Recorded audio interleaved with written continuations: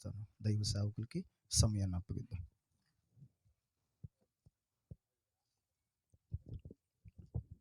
దేవునికి స్తోత్రం. కూడి వచ్చిన మీ అందరికీ వందనములు. దేవునికి స్తోత్రములు.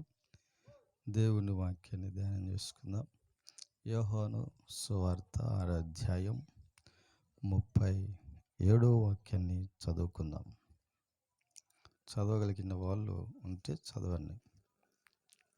యోహాను సువార్త 6వ అధ్యాయం 37వ వాక్యం. తండ్రి నాకు అనుగ్రహించు వారందరూ నా యొద్దకు వచ్చుదురు. నా యొద్దకు వచ్చు వారిని నేను ఏమాత్రము బయటికి త్రోసివేయను. దేవుడి వాక్యాన్ని దీవించునుగాక. ఈ లోకంలో అనేక మంది త్రోసివేయబడుతూ ఉంటారు. కొందరు ఆస్తి అంతస్తులను బట్టి త్రోసివేయబడతారు. కొందరు ఆస్తి లేకపోయినా అంతస్తు లేకపోయినా త్రోసివేయబడతారు. కొందరు గొడవల వల్ల త్రోసివేయబడుతూ ఉంటారు. కొందరు అపనమ్మకాన్ని బట్టి త్రోసివేయబడుతూ ఉంటారు. ఈ లోకంలో అనేక రంగాలలో చాలామంది త్రోసివేయబడుతూ ఉంటారు.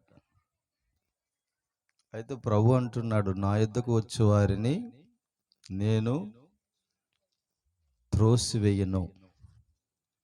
ఈరోజు నేను మీ ఇంటికి వస్తాను అంటే మీరు నన్ను త్రోసివేస్తారా? త్రోసివేయరు. ఇంట్లోకి చేర్చుకుంటారు. చేర్చుకోవటం వేరు, త్రోసివేయటము వేరు. చేర్చుకునే దాంట్లో ప్రేమ ఉంటుంది, త్రోసివేసే దాంట్లో ద్వేషం ఉంటుంది. దీని అర్థం నేను ఎవరిని త్రోసివేయను అంటే యేసు ప్రభు ఎవరిని ద్వేషించేవాడు కాదు అని అర్థం. ఈ లోకంలో మనుషులు ఒకరిని ఒకరు ద్వేషిస్తూ ఉంటారు, కానీ యేసు ప్రభు ఏ నరుణ్ణి కూడా ద్వేషించేవాడు కాడు. కొందరు కులాన్ని బట్టి ద్వేషిస్తూ ఉంటారు. కొందరు వారు చేసిన మోసాలను బట్టి ద్వేషిస్తారు. అక్రమాలు చేసిన ద్వేషిస్తారు. అన్యాయం చేసిన ద్వేషిస్తూ ఉంటారు. కానీ యేసు ప్రభు నీవు అన్యాయం చేసిన ద్వేషించేవాడు కాడు, నువ్వు అబద్ధం ఆడినా ద్వేషించేవాడు కాడు, నువ్వు అతిక్రమం చేసినా ద్వేషించేవాడు కాడు. చెప్పిన మాట వినకపోతే చాలామంది తల్లిదండ్రుల బిడ్డలను ద్వేషిస్తూ ఉంటారు. అల్లుడైన మాట వినకపోతే ఇంట్లో వాళ్ళు ఏం చేస్తారు? అత్తమామలు ద్వేషిస్తారు.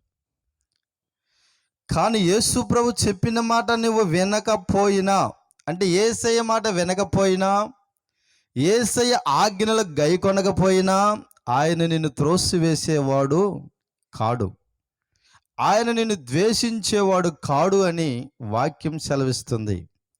అంటే ఆయన ఎవరో తెలుసా? ప్రేమించేవాడు. యేసు ప్రభు ప్రేమించేవాడే కానీ ద్వేషించేవాడు కాడు. అందుకే ఆయన వాక్యం అంటుంది, శాశ్వతమైన ప్రేమతో నేను నిన్ను ప్రేమించుచు విడువక కృప చూపుచున్నాను. అవును, ఈరోజు ఆయన ప్రేమ మన మీద లేకపోతే, ఆయన ప్రేమ ఈ ఊరి మీద లేకపోతే, ఆయన ప్రేమ మన దేశం మీద లేకపోతే మనం ఎక్కడ ఉండేవాళ్ళము కాదు. మనం ఇంత ప్రశాంతంగా ఈ రాత్రి వాక్యము వినేవాళ్ళము కాదు. ఇంత ప్రశాంతంగా వాక్యము వినటానికి కారణము ఆయన నిన్ను ప్రేమించి నీ మీద ఏం చూపినాడు? కృప చూపినాడు. అందుకే ప్రశాంతంగా మీరు వాక్యము వినగలుగుతూ ఉన్నారు. అయితే వాక్యం ముందుకు వెళ్దాం. ఒక చిన్న పల్లెటూరు గ్రామంలో ఒక 10 ఇళ్ళు మాత్రం ఉంటాయి. ఆ 10 ఇళ్ళలో ధనవంతుల ఇల్లులు, మరొక 10 ఇళ్ళు పేద ఇల్లులు ఉంటాయి. మొత్తం 20 ఇల్లులు. అయితే వారికి ఒక స్కూల్ ఉండేది. ధనవంతులు వెళ్ళి ఆ స్కూల్లో పిల్లలు చదివేవాళ్ళు, పేదవారి పిల్లలు కూడా వెళ్ళి స్కూల్లో చదువుకునేవాళ్ళు.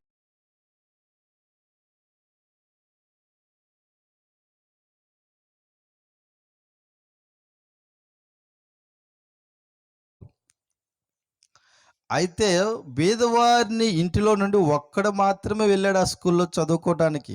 10 ఇళ్ళు ఉన్న కూడా 10 మంది పిల్లలు వెళ్ళాల. ఒక్క ఇంటిలో నుండి ఒక్క పిల్లవాడు వెళ్ళాడు. ఈ ధనవంతునికి 10 ఇల్లుంటే 10 ఇళ్లలో నుండి 10 మంది వెళ్ళి చదువుతున్నారు. అయితే ఆ బీదవాడు వెళితే ఏం చేశారో తెలుసా? చదువు చెప్పే పంతులు వాడిని త్రోసేశాడంట. ముందు లైన్‌లో కూర్చున్నాడు. "ఏయ్! నువ్వు ఈడ కూర్చోకూడదు. నువ్వెక్కడ కూర్చోవాలి? వెనక లైన్‌లో కూర్చోవాలి."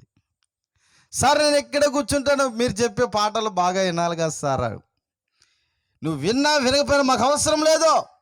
నువ్వు ఈ లైన్‌లో మాత్రము కూర్చోకూడదు. వెనకెళ్ళి వెనక లైన్‌లో అందరికంటే లైన్‌లో నువ్వు ఒక్కడే ఒక లైన్‌లో కూర్చోవాలి. మళ్ళా లైన్‌లో కూడా ఈ పిల్లవారి మధ్యలో కూడా నువ్వు కూర్చోడానికి లేదు. నువ్వు వెళ్ళి వెనక అందరు మొత్తం అంతా 3 లైన్‌లో కూర్చుంది. ఈయన 4 లైన్‌లో వెనక ఒక్కడే కూర్చునేవాడు. మళ్ళీ ఎంత దూరంలో? 3 అడుగుల దూరంలో కూర్చోబెట్టాడంట పంతులు. పిల్లవాడిని కూడా త్రోసేస్తారు స్కూల్‌కెళ్తే. ఒక పిల్లవాడు స్కూల్లోకి వెళ్తే త్రోసివేశాడు పంతులు. అదే పిల్లవాడు ఒక రోజు మళ్ళా ఆ ఊర్లో ధనవంతుని ఇంట్లో ఒక పెళ్లి జరుగుతుంది. వివాహ కార్యక్రమం జరుగుతుంది. మధ్యాహ్నం భోజనం. ఆ ఇంట్లో వాళ్ళు ఒకరు వచ్చి ఈ పంతులుకి చెప్పారంట, "పంతులు గారు మీరు మధ్యాహ్నం భోజనానికి వచ్చేయండి. పిల్లలందరిని తీసుకొని రండి" అని చెప్పాడు. టైం అయింది కాబట్టి పోతూ పోతూ తీసుకొని వెళ్తూ ఉన్నాడు పంతులు. వెళ్తుంటే ఈ పిల్లవాడు పంతులు ఎనికెడితే పరిగెత్తుతున్నాడు. "ఏయ్! నువ్వు మా ఎంట రాకూడదు, వెనకరా." భోజనానికి వెళ్ళేటప్పుడు కూడా అతను త్రోసివేయబడ్డాడు. ఆ ధనవంతుని పిల్లలేమో అతను వెంటున్నారు. ఆ పిల్లల వెంట ఇతను వెనక ఒంటరిగా వస్తూ ఉన్నాడు. త్రోసివేయబడుతూ ఉన్నాడు. సరే అని చెప్పి వెళ్ళాడు.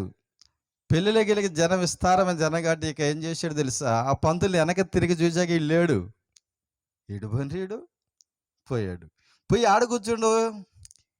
ఈ పంతులు వాళ్ళతో వీళ్ళతో వ్యవహారం పెట్టి లోపలిడు పోయి బంతిలో కూర్చుండు పిల్లవాడు.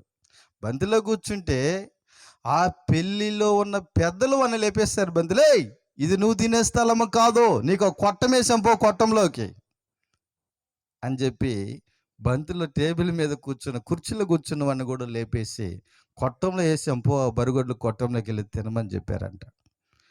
ఆ విధంగా అతన్ని పెళ్లిలో కూడా త్రోసివేశారు, స్కూల్లో త్రోసివేశారు, పంతులు వెంట వస్తుంటే త్రోసివేశాడు, భోజనం తినేటప్పుడు కూడా ఇది నువ్వు కూర్చునే స్థలము కాదు అని బయటికి త్రోసివేయబడ్డాడు. ఆ తర్వాత అతను అక్కడ భోజనం చేసుకుని మరలా తర్వాత ఒకరోజు వాళ్ళ నాన్నగారు ఒక రైతు దగ్గర ఏదో బరుగొడ్లు కాస్తుంటే, ఎద్దులు కాస్తుంటే ఆ ఇంటికి వెళ్ళాడంట. సమయానికి వాళ్ళ నాన్న లేడు. ఇంట్లో పిల్లవాళ్ళతో ఆడుకుంటుంటే ఆ ఇంట్లో వాళ్ళే, మా పిల్లవాళ్ళతో నువ్వు ఆటలాడకూడదు అని చెప్పి ఆ ఇంట్లో ఉన్న తల్లి అంటే ఇంట్లో నుంచి బయటికి తరిమేసిందంట, త్రోసివేసింది. అప్పుడు అతనికి బాధ కలిగిందంట. నన్ను ఎక్కడికి వెళ్ళిన అందరూ త్రోసివేస్తున్నారు, కారణం ఏంది ఆ పిల్లవాడికి తెలియదు. కానీ వయసు వచ్చిన తర్వాత ఒకరోజు, ఈరోజు ఎలా అయితే ఈ ట్యూబ్ లైట్లతోటి, ఈ చిన్న చిన్న వెలుతురుతోటి మీ దగ్గరికి మేము సువార్త చెప్పడానికి ఎలా వచ్చామో, ఆ గ్రామానికి ఒక సేవకుడు ఒక లాంతరు చేతబట్టుకొని తన భార్యని ఎంటబెట్టుకొని తన కుమారుణ్ణి కుమారులు అంటే వారిద్దరిని కూడా ఎంటబెట్టుకొని ఆ ఊరికి 6 గంటలకి నడుచుకుంటూ వచ్చారంట. వస్తే ఎక్కడికి వెళ్ళే ధనవంతులు ఎవరూ రానిలేదు. ఎక్కడికి వెళ్ళేటప్పుడు బీదవారి ఇళ్ళ కాడికి వెళ్తే 10 ఇళ్ళు ఉన్నాయి. ఇట్నే రోడ్డు మీద అతను లాంతర పెట్టి ఆ లాంతర కాడ కూర్చొని వచ్చిన వాళ్ళకి దేవుని సువార్తను ప్రకటించి ఆయన మరలా నడుచుకుంటూ తన భార్య పిల్లలతో వెళ్ళిపోయాడంట పట్టణానికి. ఇతనికి ఏం ఆలోచన వచ్చింది? రాత్రి మా ఊరికి వచ్చి సువార్తను యేసు క్రీస్తు గురించి చెప్పిన వ్యక్తి ఈయన ఒక పంతులే. మా పంతులు ఒక 2 బల్లో నన్ను ముందు లైన్లో కూర్చొనివ్వడు. సరే ఈ పంతులు గాడికి పోదామని చెప్పి తెల్లారి పొద్దున బడికి పోకుండా ఎక్కడికి వెళ్ళాడు తెలుసా?